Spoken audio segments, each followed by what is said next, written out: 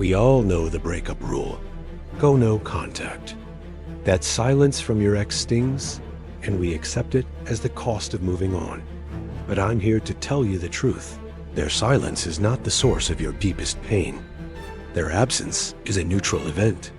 The true, soul-crushing suffering is the relentless, negative noise you are creating inside your own head. Today, we're cutting through the noise and turning to the wisdom of the Stoics, like Marcus Aurelius and Seneca. They knew the mind inflicts more suffering than external events. We'll expose the 6 toxic internal habits that hurt you more than any silence ever could, and give you the ancient tools to choose your peace. The real battle isn't with them. It's within you.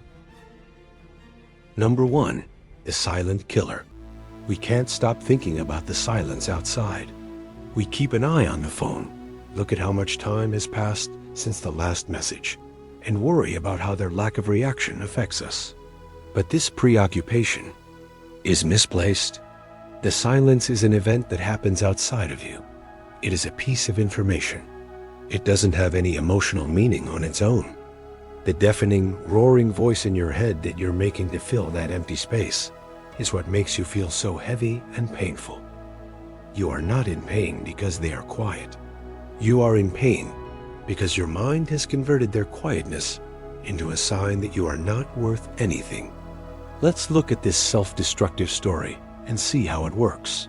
When the phone doesn't buzz, your mind runs a screenplay that never stops, is often wrong, and always hurts. This involves catastrophizing, which means they must be fine and already happier. That suggests I was the problem all along. It involves mind reading. They must think I'm pathetic for caring. They don't feel bad at all. And it includes blaming yourself. If I had just done X or been more Y, they would be reaching out right now. This script is often the antithesis of what really happens, but we hold on to it as if it were the only truth. We are undertaking the hard, tiring, and harmful task of convincing ourselves that their silence proves we are not good enough. This whole thing goes against the basic Stoic idea of the dichotomy of control. In his Meditations, the great philosopher Marcus Aurelius spoke directly to this pain. You have power over your mind, not outside events. Know this, and you will be strong. Think about this carefully. The outside occurrence, which is their choice not to contact you, is not anything you can control. You can decide how you react to their silence by deciding to see it as a personal failure. The outside occurrence, not talking to them, doesn't matter. The agony and weight come from the judgment you add to that event that doesn't care. As soon as you see their quiet as proof that you are unimportant, you give up your power and peace. How do we turn off the judge in our heads? When that painful notion comes up again, they don't care about me at all. Don't just accept it. Instead, use the Stoic method of objective representation. The first step is to find out where the pain is coming from. Is the anguish coming from their quiet, or how you see it? It's how you see it. Second, tell the difference between fact and judgment. Say the fact in a neutral way. The ex-partner has not made contact. Third, reject the judgment. Right after that, you should refute the internal story. The meaning I give to this fact, I am worthless, is an interpretation, not a truth. It is a choice to be in pain. No contact's real power isn't in their silence. It's in your choosing to see their silence as neutral. You need to pick a better internal story, throw away the one that hurts you, and finally take charge of your own mind. This is the only location where real healing and freedom can start. Number 2, the highlight reel trap. Once we take back control from the negative internal narrative, a second, equally terrible enemy appears, the highlight reel trap. Your memory becomes a sneaky curator here, carefully choosing what to leave out of the relationship's history to make a perfect, shiny museum exhibit of the past. You keep recalling only the best times, the inside jokes that no one else got, the unquestioning support amid a crisis, and the sensation of complete belonging on a regular Tuesday night. You've done a great job of making the tiring, never-ending fights, the deep differences in values, the emotional distance, and the defects that lead to the split seem like they never happened. This self-deception is very painful because you are grieving not an entire, complicated relationship with its ups and downs, but a beautiful fantasy that never turned into a real partnership.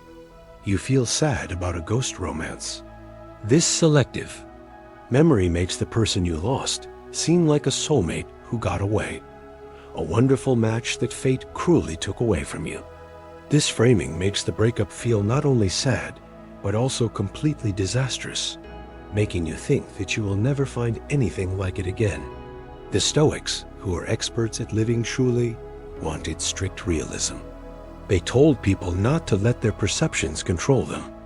Epictetus taught us that we should accept things as they are, not as we want them to be. He said, "Don't demand that things happen as you want, but wish that they happen as they do happen, and you will go on well." To really use this understanding, you need to take down the highlight reel and stop giving in to the emotional pleasure of sentimentality.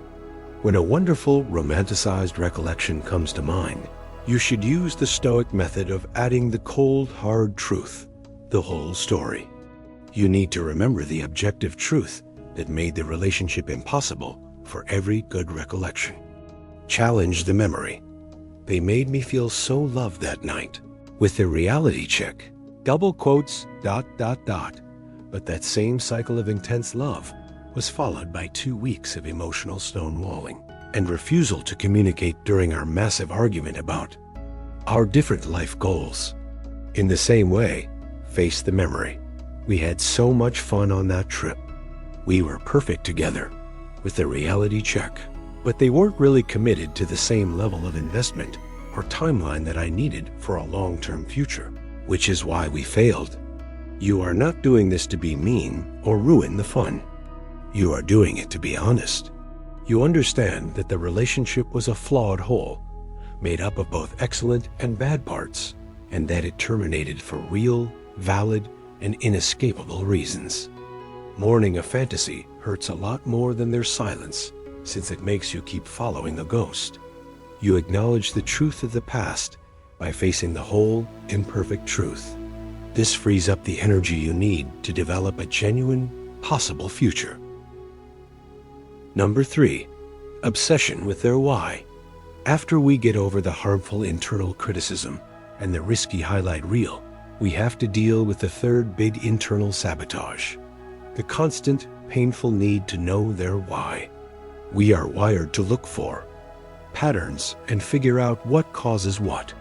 After a breakup, this wiring needs a final, clear solution. You can't help but try to figure out how the relationship ended. You go through old texts, look at shared images, and replay every last conversation, looking for that one moment, that missed sign, or that right remark that will explain why they left, why they stopped loving you, or why you didn't see it coming. This obsession is a kind of self-inflicted torment because it is a frantic, useless attempt to control something that is fundamentally, permanently out of your control. Someone else's thoughts, feelings, and choices. Someone else is holding all the variables in this equation. Therefore, you're wasting your efforts. The Stoic philosophers talked about this very urge, the need to control things that are out of our reach. Seneca, the great teacher of patience and wisdom, said this: "How does it help, my friend, to make bad things worse by complaining about them?" He thought that this fixation was just making an already hard situation more harder. You want the flawless, satisfying, Hollywood-style explanation from someone who isn't reliable, the person who chose to go.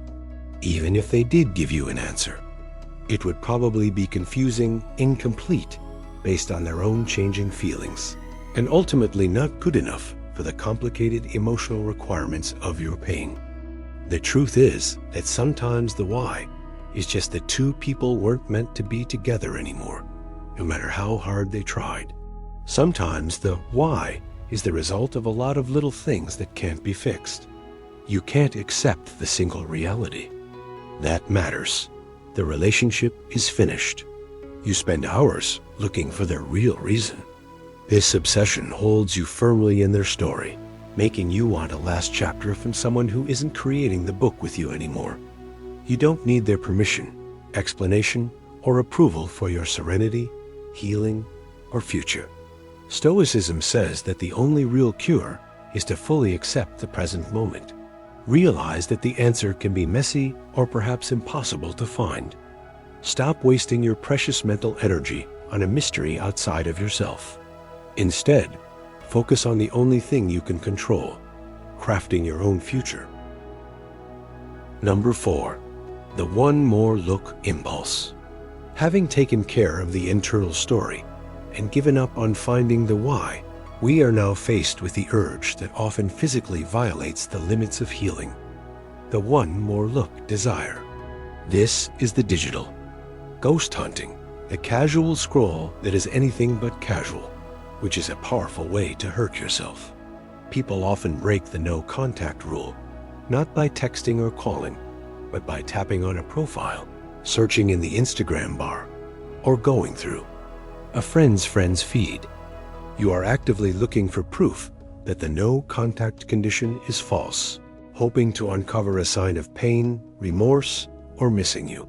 This urge is a cycle of addiction. You are aware that you are putting yourself in a lot of suffering for the buy. Shortest, most brief emotional reward. The dream that you could catch them looking unhappy or posting a vague lyric that covertly refers to you. You're putting your mental health at risk by playing a rigged game. When you can't locate the proof of their misery that you want, you feel let down right away. The emotional whiplash is even worse when you see them moving on doing something new, smiling, or seeing a new face. It's much worse than just putting up with their silence. This active quest is a clear violation of the dichotomy of control, which is the most important part of Stoic practice. You have no control over your ex's outside life, such as what they publish, who they hang out with, and how they feel. But you are choosing to let these outside factors that you can't control affect your inner serenity. Epictetus gave the best warning against this kind of dependence. If you want to get better, be okay with being thought foolish and stupid about outside things. In today's language, he's saying, be happy not knowing about their social media existence. Your goal is to get better, and to do so, you need to ignore these terrible, distracting things happening outside of your control. The anguish from this intentional digital quest is much worse than the pain of not having them. You're giving up a chance at real, lasting serenity in exchange for a guaranteed dose of anxiety, regret, and disappointment that you give yourself. The most important part of Stoic intervention here is changing where your attention is focused. When you feel the want to check, recognize it, identify it.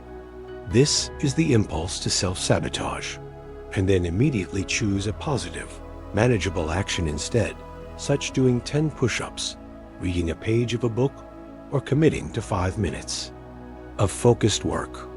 You have to quit picking the poison. Right now, shift your focus to what you can control. Your actions right now, your health, and your mental growth. Not wanting to be watched digitally is not avoidance. It is a strong act of self-sovereignty. Number 5, future casting the reunion. Even after getting rid of the internal noise, ignoring the highlight reel, and stopping the hunt for the why, a lot of individuals still fall into the last, tempting trap, future casting the reunion. This is the mental picture of a possible future in which the split is just a short break before the inevitable, happy reunion. When a close relationship ends, you don't only lose the person, you lose the future you had carefully planned with them. This includes trips, a shared home, and even the next Tuesday night. It can be harder to mourn the loss of the shared path than the loss of the person. Instead of dealing with this huge loss, you start making up a new story. This space is exactly what they needed to realize what they lost. Or once I'm better and they're desperate, they'll come back and we'll try again, better. This mental exercise turns the time of no contact into a painful waiting game instead of a time for personal recovery. This belief system is debilitating since it completely halts your life, your ambitions, and your happiness, tying your emotional growth to an unpredictable event controlled by someone else's free will. You are not really investing in your real life right now because you are mentally preparing for a future that may or may not happen. This trend goes against the main Stoic idea of living fully in the present. Marcus Aurelius spoke strongly against this kind of mental distraction. Don't bother yourself by thinking about your whole life. Don't think about all the different problems you might have to deal with. Instead, ask yourself, what is there in this that is unbearable and beyond endurance? He tells us to stay in the present. The future you are making up is not real. It is a mental projection that takes away the joy and meaning from your present day. The present now is the only moment you really have, and it's the only place you can build strength and resilience. The false hope of the reunion hurts more than the ex's silence because it stops you from making choices that are right for you. You won't start that new interest, move to that new city, or really date someone else because a big part of you is standing by the door, waiting for a sign that may never come. The intervention here is to bravely and fully mourn the loss of the future that was intended. Recognize that this chapter is over. It's time to stop waiting and accept that the story you wrote is over. You can only fully commit to and celebrate the real future you're making on your own, starting right now, if you let go of that fantasy future. Number 6, identity fusion. We have halted the obsessive surveillance, broken down the stories, and let go of the delusions. But there is still a profound chronic anguish, and this may be the greatest existential wound: identity fusion, or the loss of you. When we are in long-term, intense relationships, our identities often become one. We go from being two separate people to becoming one person. A couple, us or we.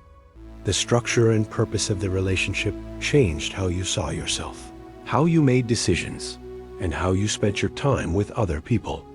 When the relationship ends, the deeper, more painful ache than just missing their personality is the unexpected, horrifying loss of your identity as their partner. You feel lost and ask yourself terrible questions that show you don't know who you are. Who are you on a Friday night without them? Who do you want to tell the good news to? What do you do now that you're no longer a partner?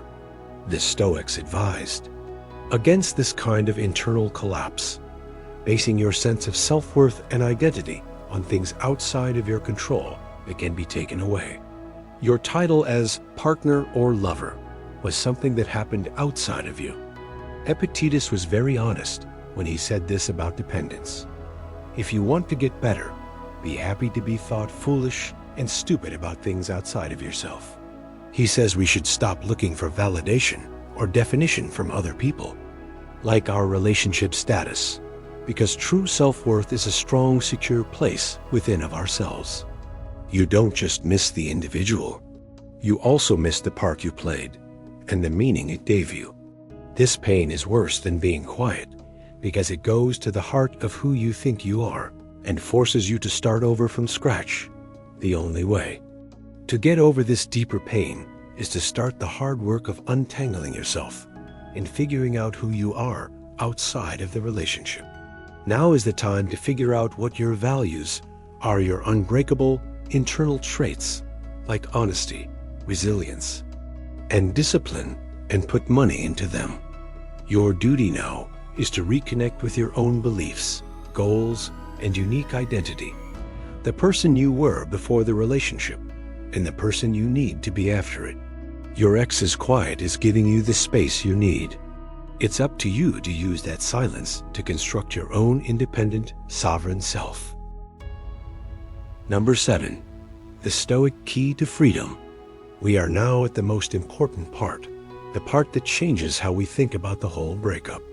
We have found the 6 internal enemies, the stories, the fantasies, the spying, and the lost identity that have caused you more agony than your ex's quiet. The most important difference is that you can't control their quiet. It is just a part of your life right now. But the grief you cause yourself by thinking about that silence is a decision. You have been choosing to watch the highlight reel. Think about the why and keep your life on hold for a reunion, sometimes without even realizing it.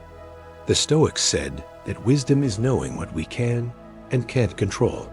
This idea, the dichotomy of control, is the best way to be free right now. You can't make them feel bad about the breakup, happy, or ever contact you again. Those are things that are outside of you. You can completely and immediately control your ideas, judgments, and actions. This is where you are strong. Seneca put the most important Stoic lesson for us in a single sentence. We are more often frightened than hurt, and we suffer more from imagination than from reality. The real pain is in your mind when you think about their pleasure, a perfect past, or a lost future.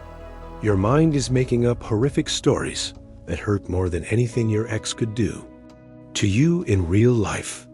It's not about getting them back or making them suffer during the no contact period.